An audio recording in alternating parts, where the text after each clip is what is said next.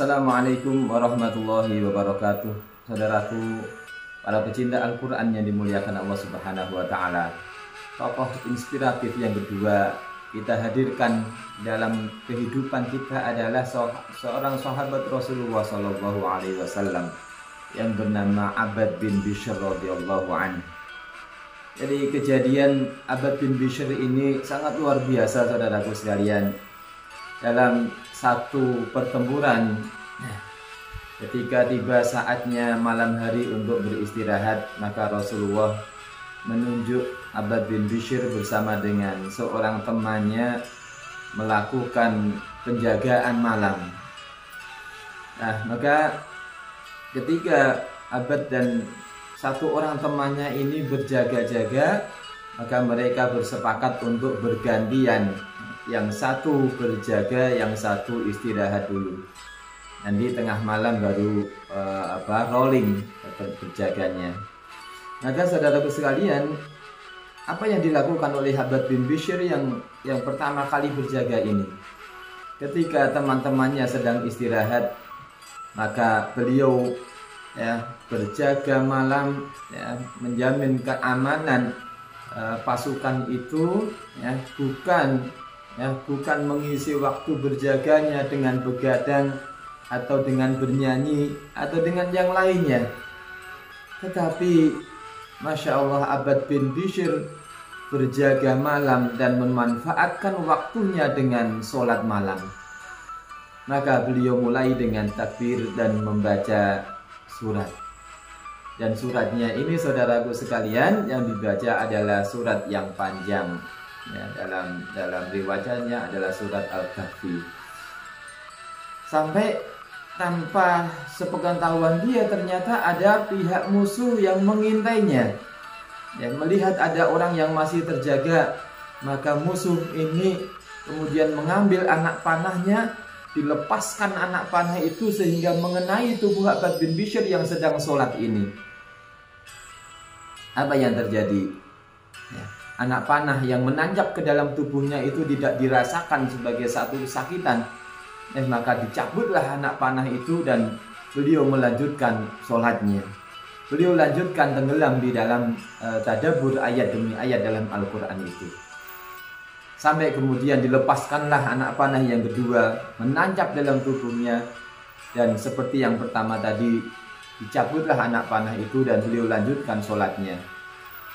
Sampai kemudian anak panah yang ketiga pun melesat mengenai tubuhnya, dan beliau mulai merasakan tubuhnya yang semakin lemas bercucuran darah. Maka segera beliau selesaikan sholatnya dan beliau merangkak menuju kepada temannya yang untuk minta bergantian berjaga. Demi melihat tubuh Abbad bin Bishr yang bersimbah darah itu, maka temannya mengatakan, "Wahai saudaraku, kenapa engkau tidak membangunkan saya ketika anak panah pertama mengenai dirimu?" Apa jawaban dari Abbad bin Bishr, saudaraku sekalian? Inilah mentalitas Shahibul Quran. Beliau katakan, "Wahai saudaraku, kalau seandainya saya tidak takut menyia-nyiakan amanah yang diberikan Rasulullah untuk menjaga pasukan ini, tentu saya tidak akan mau memotong kenikmatan saya bersama dengan Al-Quran."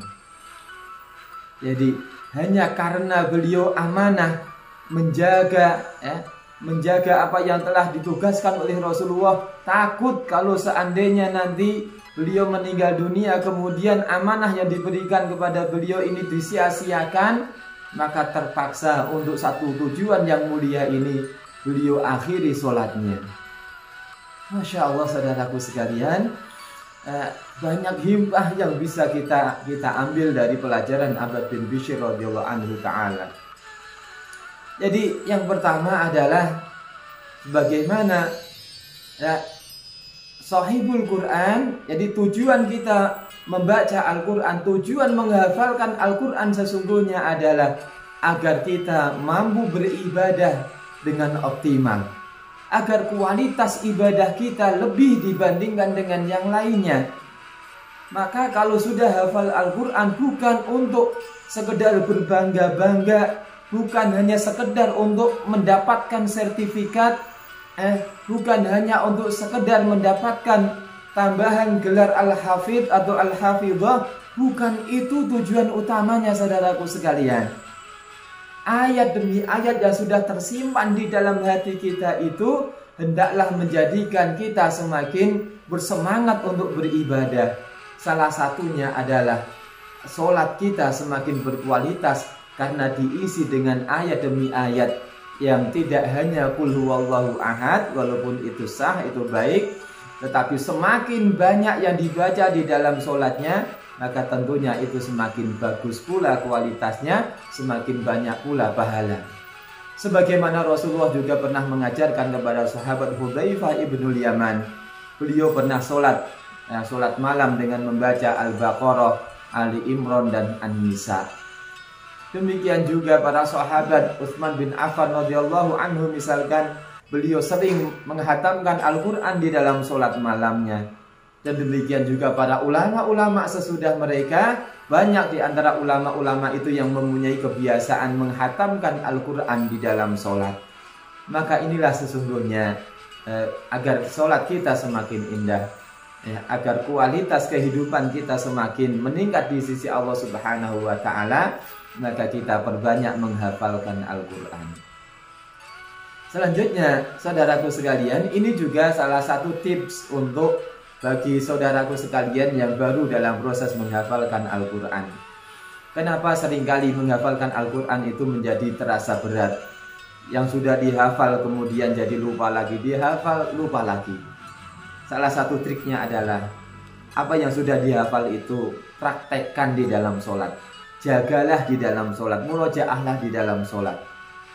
Contoh sederhana, misalkan kita sedang menghafalkan surat Al-Mulk ayat 1. Tabarakalladzi biyadihil mulku wa huwa ala kulli syai'in qadir. Ayat 1 yang baru dihafalkan ini coba dipraktekkan. Ketika kita sholat duhur, bacalah surat ini. Nanti bisa ditambah kalau kurang panjang, Al-Mulk ayat 1 ditambah qul huwallahu ahad, sebagaimana sahabat yang dulu kita sampaikan yang menjadi imam di Masjid Quba. Setiap sholatnya beliau selalu membaca qul huwallahu ahad. Atau Al-Mulk ayat 1 kemudian disambung dengan Al-Bayyinah, disambung dengan Al-Lail dan sebagainya. Nanti sholat asar juga demikian, kita ketemu Al-Mulk lagi. Sholat maghrib ketemu Al-Mulk lagi. Kalau saudaraku sekalian yang laki-laki yang sholat berjamaah, yang tidak ada kesempatan membaca surat, ya coba dipraktekkan di dalam sholat sunnahnya. Qabliyah zuhur ayat rakaat pertama Al-Mulk ayat 1, rakaat kedua Al-Mulk ayat 1.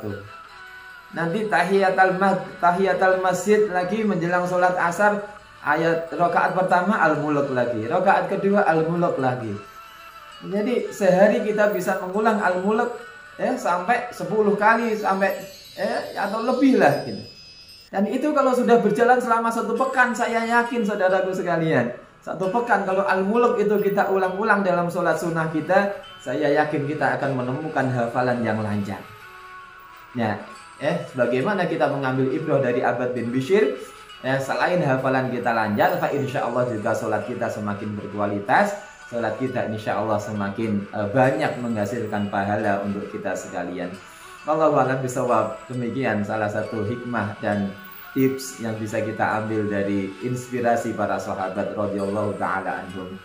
Assalamualaikum warahmatullahi wabarakatuh.